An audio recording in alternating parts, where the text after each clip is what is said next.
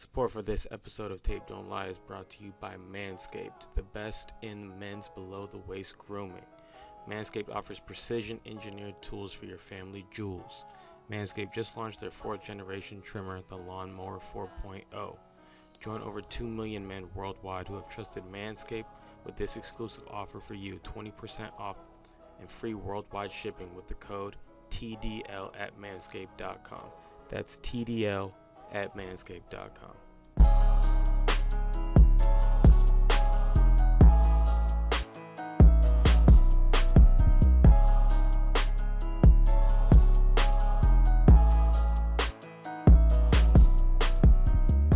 Everybody, we are back. It is Tape Don't Lie, your favorite Raiders podcast, your favorite Raiders channel, favorite Raiders whatever, favorite Raiders breakdowns. You guys know already. You guys already know what to do. First, you subscribe. If you are new here, right? Go ahead, hit the like button if you like it. If you dislike it, go ahead, hit the dislike button. That is fine. Leave a comment if you like it. Leave a comment if you dislike it. We like all engagements, right? We want to, get it going. We want all the engagements to come to us, right? So, if you're hearing this on audio version, you're on the podcast, you're up on silverandblackpride.com listening to the podcast. Make sure you subscribe to silverandblackpride.com for all our podcasts. I'm saying you get my dude, Matt Holder's his Holder Handfuls as well as the Tape Don't Lie podcast. So you guys get all the good stuff and plus my man Bill, his podcast as well. Right. And then you make sure you follow us on Twitter at the Mark John NFL for me and then at BD Williams 18. And like I said, guys, go get you some Manscaped. Go get you some of that deodorant, go get you some shirts, whatever. Go ahead and use that discount code TDL. All right, BD, how are you feeling? We got the Miami Dolphins coming in. The Raiders are favored. People are just expecting the Raiders to win this game.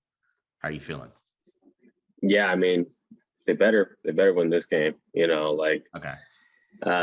They're hopefully from the guys that are remaining over, they remember how or what happened last time they played Miami. Yeah. And so I hope that they take a lot of pride in that and just go to business here. I think that this is a really telling game for the Raiders because they beat two teams that everyone thought was good. Now when they're favored to win, right? Hopefully we continue to see these guys are working to get better and improving, and don't take their foot off the gas pedal. So I think that this is an important game to kind of see what this team is made of. What about you? How do you feel?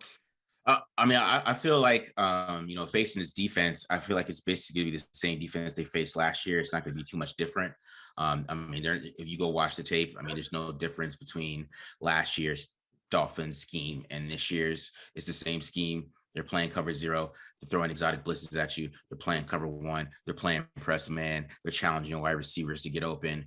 And that's going to be the challenge for the Raiders is who's going to get open this game. Are Ruggs and Edwards going to be able to beat the press coverage?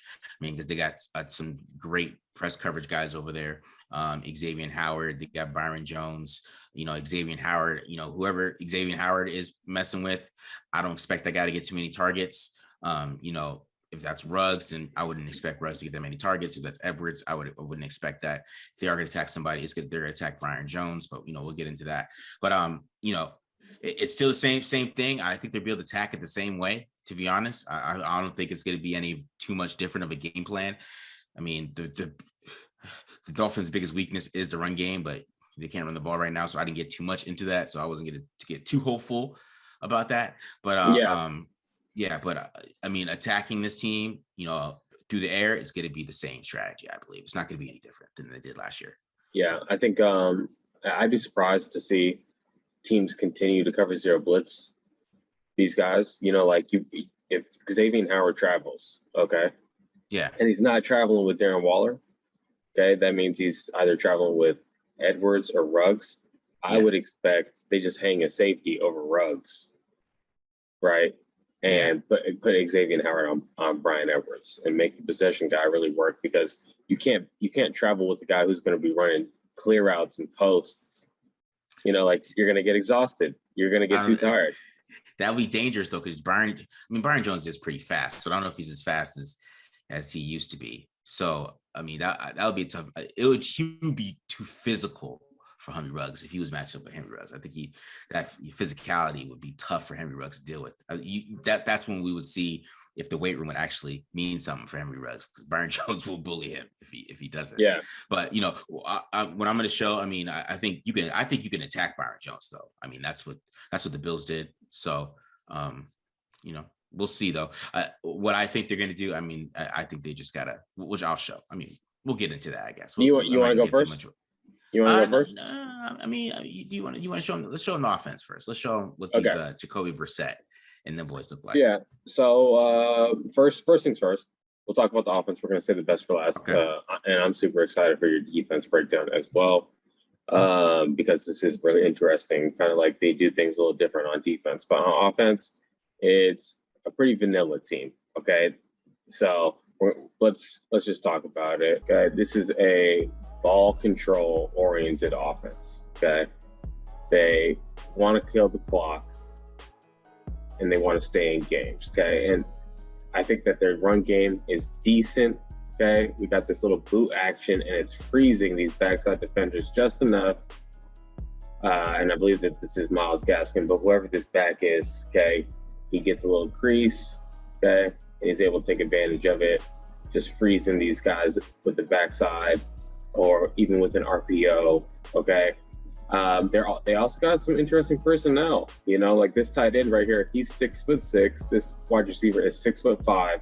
They're going to do some reduced splits and block these guys down, and make the secondary be real physical, okay? And then you also got threat of a quarterback run game, okay, with Jacoby Brisset as well as Tua Tagovailoa, okay?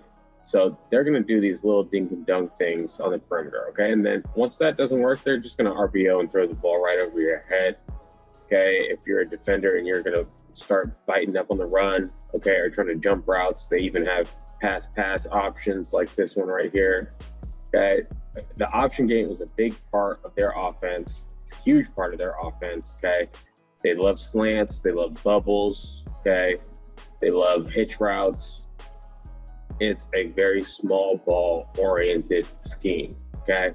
And for that reason, I think that cover three tends to do good against schemes like that. And we're going to see who wins on the edge and in the flat. Now, they have some problems on offense, okay? First of all, I think that their wide receivers really struggle to separate, okay? We see here, this is Jacoby Brisset coming in to play against the Bills. And he's looking, everyone is strapped up, okay? No one's separated, no one's winning for Jacoby Brisset to make an easy decision there, okay? Tua Tagovailoa also, no one's running hot routes, no one's recognizing a blitz there, leaves the quarterback out to dry, okay? And if you just watch all these plays, the wide receivers who are being targeted are not separating, and whether that's tight end Gesicki, Preston Williams, the list goes on and on. Devontae Parker, Jalen Waddle, these guys are really struggling to get away from defenders and get their quarterbacks an easy decision. Now, Jacoby Brisset, he's going to come in. It sounds like he's going to play. And I like this guy. I like his swag a lot for playing the quarterback position. Okay, so first things first, if he's going to make things happen, he's going to fight and fight and fight to make things happen, whether that means just standing tall in the pocket and delivering a throw downfield, whether that means moving around, keeping his eyes downfield, throwing a dime to the end zone, just goes right through his wide receiver's hands. That guy owes him some push-ups right there. Or if, he needs to make something happen with his feet, okay? He's a capable athlete out there. Okay, and the first time I saw this, I literally had to rewind. Okay, just check out what Jacoby Brisset does here. All right, his pump fake sends this guy into orbit. That is ugly on film. He's going to be laughed at in the film room for that. But Jacoby Brisset, now, I think that he does struggle with accuracy, throwing the football. Okay, there's some things that he continually does that this I think is kind of emblematic of his game right here, that he's going to get a little hitch route on the bottom of the screen, and instead of throwing back shoulder and giving this wide receiver a chance, He throws upfield shoulder into traffic, creates a pass breakup just by the ball placement. So that's on him. Okay. Another one right here, I think it's a failed opportunity or a missed opportunity to climb the pocket and put this ball out in front of him. Okay. He throws it behind the guy. He's got to make an adjustment, nullifies all yards after catch. Okay. And I also think that some of his decision making is just a tad bit slow, and teams can, take advantage of that. So Jacoby Brisset, if he's starting, he's going to cause some headaches with his ability to improvise a little bit. Okay. And he's not a risk adverse quarterback. He's going to throw the ball downfield if he gets a chance. Okay. Yeah. Probably a little bit more so than Tua. Right. But the decision making isn't quick, and the ball placement isn't great. So this is an opportunity for the Raiders, I think, to get another interception or two, just get some ball production, continue the ball production, because Jacoby Brisset isn't really the kind of guy who can really carry a team through with the passing game. Yeah, he's a backup quarterback. Basically, that's basically what you displayed to us. He's a backup quarterback. Yeah, it's basically the way to look at it. And this is not an offense that should score a lot of points on, the way this Raiders defense is constructed at this point. The pass rush should get home. You didn't really show too much about the offensive line, and the offensive line over there is pretty bad. So they should be able to, get some kind of push there, especially, all over that line. The Bills were all over them. Gregory Rousseau had 2 sacks. So, that offensive line is very, something I thought was interesting, though, about the offensive line. And I know I saw some people saying that the offensive line wasn't good. A lot of the pressures, a lot of the sacks, Buffalo was just blitzing them, sending 5- and 6-man pressures. Okay. None of the wide receivers are breaking it off early or just sitting in a zone, running a side adjustment, or there's no hot routes built into the offense. Quarterbacks are just sitting back there.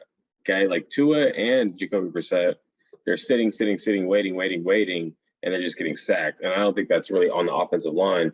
Okay. Quarterbacks got to get the ball out. And for the case of Tua, there's a lot of instances where it's he's standing there not urgent at all and gets sacked. It seems like his presence in the pocket is a little iffy. And then Jacoby Brisset, obviously, he's just he'll stand in there, but he'll put the ball in the wrong spot, and throw an interception. So, but I think the offensive line, they're getting some heat. I think that the way that this offense is constructed, it's a little funky, and when they have to throw downfield, this is not what this offense is built for. It's not built for 3rd and 7s. That's not the kind of ball they play. They want to be in 3rd and 1s, and do some kind of little option, bubble screen, flat route, something like that with the quarterback run option in there, and just get a couple yards at a time. This is not an offense built for chunk yards, and some of their route concepts are funky, I think. Or the route distribution in the end is a little funky, and I think it's leading to some sacks for them. Yeah, it's. They're a defensive team. They're expecting to play defense. Basically, the way they're constructed is, they're expecting to play really good defense. But I think in this league, yeah, playing great defense is important.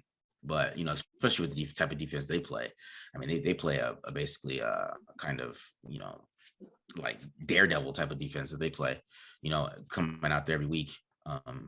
But it's just a weird strategy to try to win games, I think, consistently. It's going to be hard. It's hard without a really good offense in today's NFL. It's hard for you to be a 13-win team with just a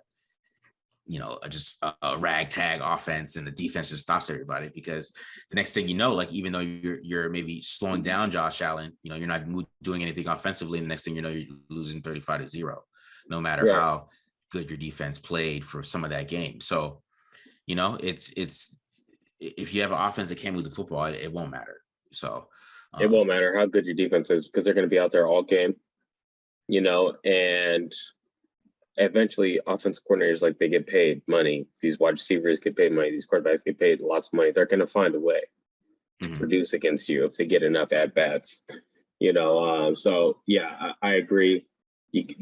their offense is not good. It's like it's gonna be the worst offense that the Raiders have played this year so far. Pittsburgh did not have a great offense, okay, but at least Pittsburgh could move the ball in chunks, right? Yeah. Like kickstart a drive a little bit in this team. Just not seeing a lot of chunk plays from them. It's very few and far between. And they're so small ball oriented. Once the game gets out of hand, once the offense or the opposing team has a big lead, it's like they don't know what to do. So but okay, let's jump into defense though. I'm super curious about that. I'm excited about looking at this scheme. It's probably one of the most innovative schemes or just unique schemes on defense in the NFL. So why don't you jump in? All right, let's do it.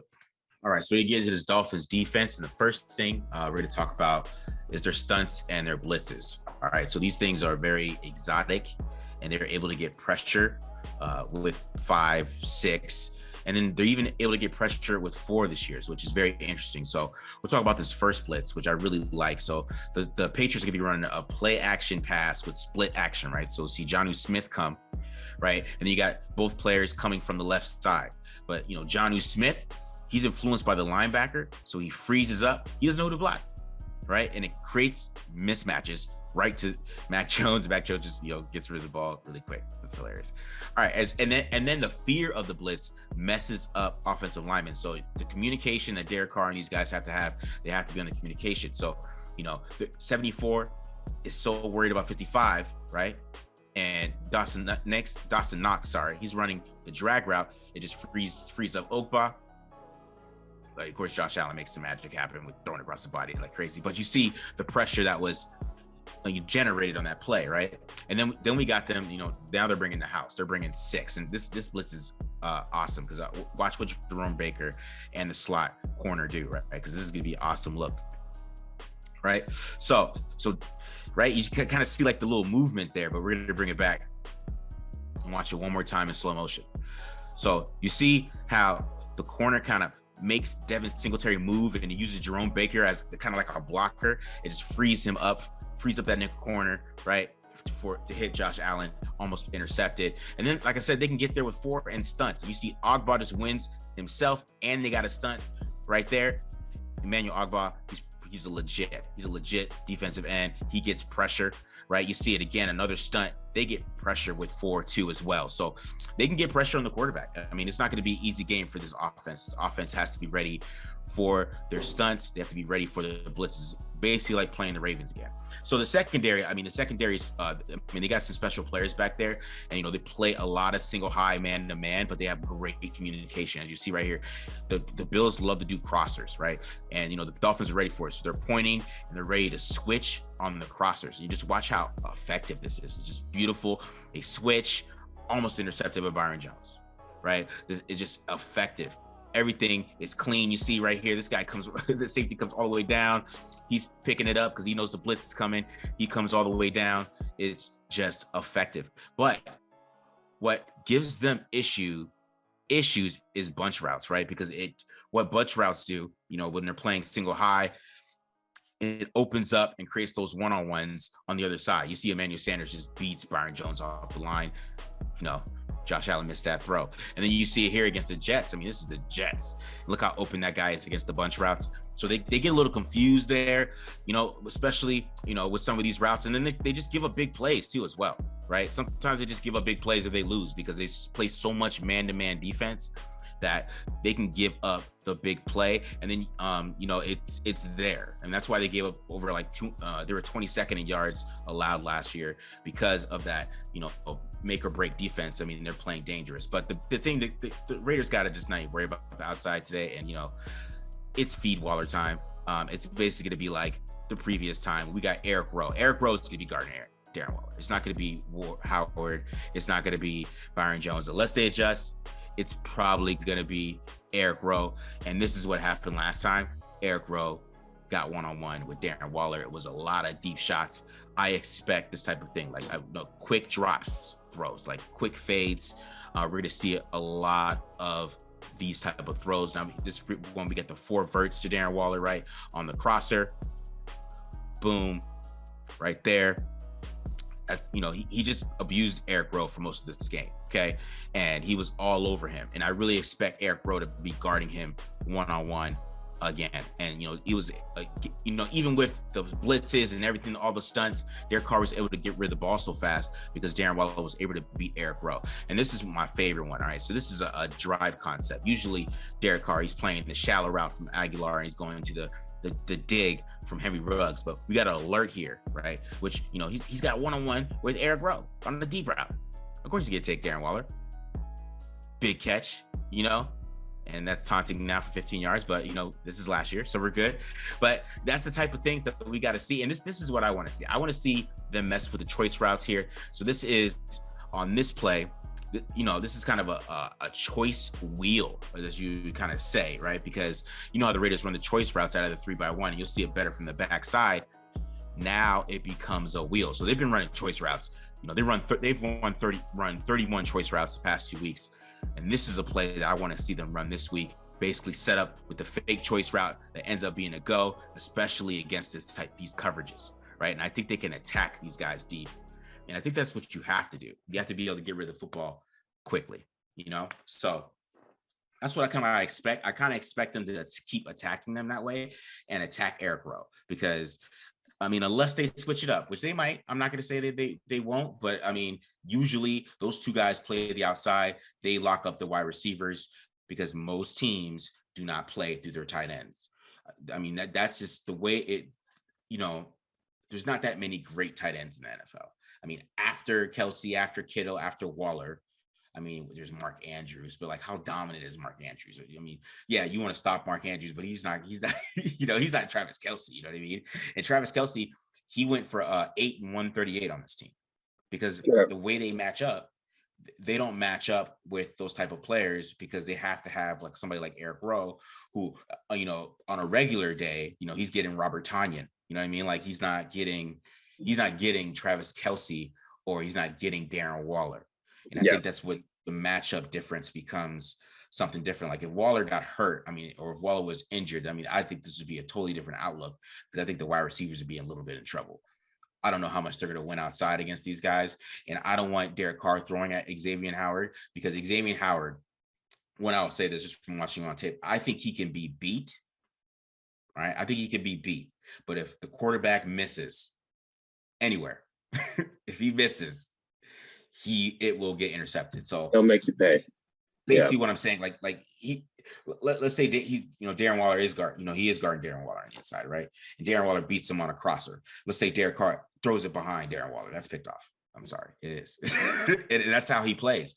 If you miss, and quarterbacks miss, man. And so, yeah, you might beat him, but then you underthrew it. He's not going to drop that ball. He has that ball skills. He's going to pick it off. So, that's why he's so dangerous to test. Teams they still test him all the time because they have to. They're playing man-to-man. You want to take those chances. You got man-to-man on the outside. You want to take that chance with your number one guy, right? You think Stephon Diggs can beat him. You think whatever can beat him. But, that's why he ends the year with 10 interceptions because if you miss, man, he's not gonna drop it. That's why he's so dangerous. And why I would rather, if I'm attacking outside, I'd rather attack Byron Jones because there's just the window of perfection that you have to have with Howard. I think that's the difference. What people don't like, Jalen Ramsey will just shut you down where you don't get open at all.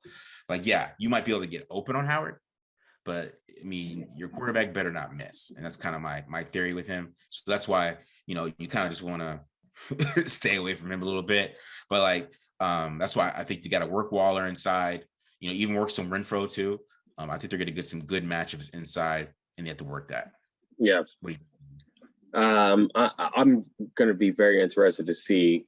They know that Eric Rowe, he's a good player, but he's not an elite tight end matchup player. I like Eric Rowe a lot. I've seen some really good stuff from him, but yeah, guys like Kelsey and Waller they're gonna eat.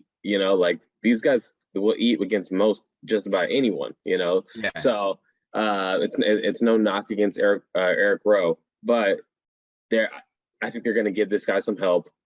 and I'm going to be really interested to see what they're doing. Like during the game, I'm going to be keeping my eyes on if they're bracketing, if they're running someone under, if they're keeping a safety on top, what they're doing to Darren Waller, because like that's their number one problem, and he could have like a 200-yard game if it's just Eric Rowe on him all game. So I know.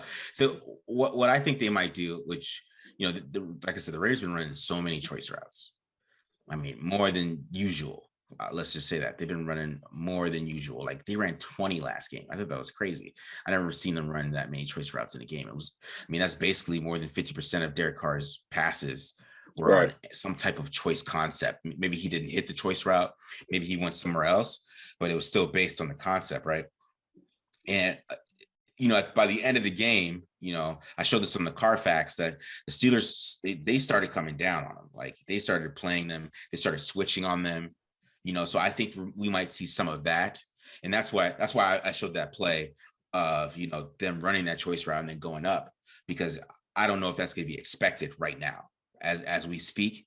And that's not going to be expected. They're going to be expecting to go out in, or down. I mean, Brian Flores is a great coach. So, this team will always be prepared. That's what I'm talking about. Like this team is going to be prepared for the Raiders. They're going to be well coached. They're going to know what to do. They're going to be in the right positions. They're not going to be out of line, basically. They're not going to be like, out of position, what I'm trying to say. You're not going to see like blown coverages, right? You got to beat them one-on-one. And you're going to have to, man up and win outside and win inside. But I still think some of those choice routes can create the free releases and can create that go route. I mean, even like running that with like Ruggs, getting him that free release so he can just put his speed on and, get upfield, things like that. I think they got to switch it up with the deep shots here and use it off the choice concepts like they did against the Jags and like they did last year against the Chiefs. That I probably would have used that play if Game Pass was not being stupid. So but I still think switching off those choice routes is the way to go. And because that's what the Raiders have been eating off them, right? I mean, it's really been the main ever since they stopped trying to put on a show against the Ravens in the first half of that quarter and they switched to choice routes. They have been, just moving the football and being super efficient. So the team, they're going to be ready for that. They're going to be prepared for them. They're going to be trying to jump them. I mean, they are. They're going to be trying. They're probably going to bring safeties down. I mean, you might see. You're talking about. We were talking about before the show, like, well, maybe how much cover zero are we going to see this week, or how much they're going to play cover zero? I don't know. I think they're going to be trying to jump those choice routes and get some picks. I think they're going to try to get some turnovers. Score some points on defense to help their offense. That's what I think they're going to do. I think they're going to be really aggressive. I think that's smart.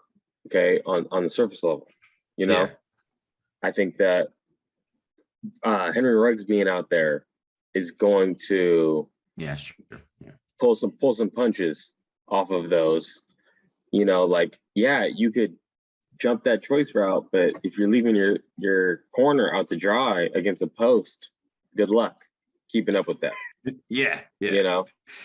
So and that's why I think that's the biggest reason why they take Henry Ruggs, right? So like they could just open up some of these passing concepts. It's not even about him being targeted at all. But like you start having your safety nailed down in the middle of the field, then it's like you're gonna have to get real creative how you defend a post route from Henry Ruggs.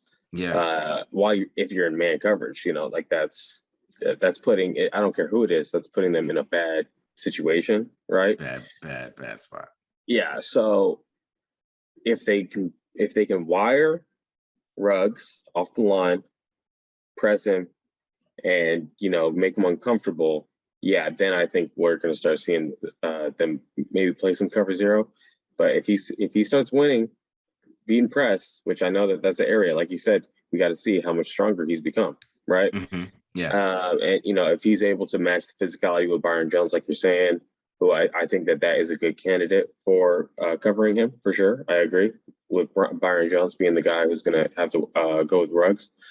If that's the guy, we got to see the development of Henry Ruggs. We've seen some flashes of development from young players. Mm-hmm. We got to see the development of Henry Ruggs to beat that press, to allow whatever their game plan is on offense to like just give some room and not let the Dolphins key in on them. Yeah, and the offensive line, I mean, it's going to be going up against the Ravens, but I think overall, I think the players on the Dolphins defensive line is way better than the Ravens. I think the Ravens kind of were just trying to manufacture pressure like they've been doing for years. But Emmanuel Ogbah, he can beat you. That is not a guy that needs manufactured pressure. I mean, all those stunts, he didn't need a stunt. He was just winning by himself. So yeah, he wins outside. I mean, he's gonna give Leatherwood everything that he has. He's developed into a really good pass rusher. So he's somebody definitely stood out on tape. Both games, against the Patriots and against against the Bills, he was able to get some pressure, and so he's going to be a handful. And then they have to worry about those stunts inside. Yeah. Mm-hmm. How has the offensive line been doing picking up blitzes? They've been doing well picking up blitzes. They have. I mean, the problem last week was just, I mean, they were getting rushed with 4, and I think they were just getting abused by guys who just were, seasoned veterans that have been dominating people forever. I would say the Dolphins are a little bit younger. They're younger guys. They're not Cam Hayward, who's been in the league for, 10 years and, ready to eat this young guy's lunch. Look at this young guy. Thinks he can run over my boy, Brandon Williams. So we don't have anybody like that can dominate from the inside. It's more about the outside, but I think Derek Carr can deal with the outside. I think it's more about the inside that will gives him more issues. And I think they're able to pick up blitz. I think Andre James is, like I said, in the run game, he's been struggling, but I think in pass pro, he's been fine. He hasn't had many issues in pass pro. He's been able to, pick up pretty good blitzes. I mean, they're picking up blitzes pretty well against the Ravens. I mean, the throw to Ruggs, that was a blitz they picked up. That's one of the Ravens' favorite blitzes. And they picked it up really well to give Carr time to hit that. So, I mean, they have been picking up blitzes well. And even Johnson had a really good game against the Dolphins last year. So, I think that the offensive line will play better against the blitzes, but Emmanuel Ogbah is still going to get hit. I think he's going to beat Alex Leatherwood a couple times. Derek Carr's going to get rid of that ball pretty fast. Okay, yeah.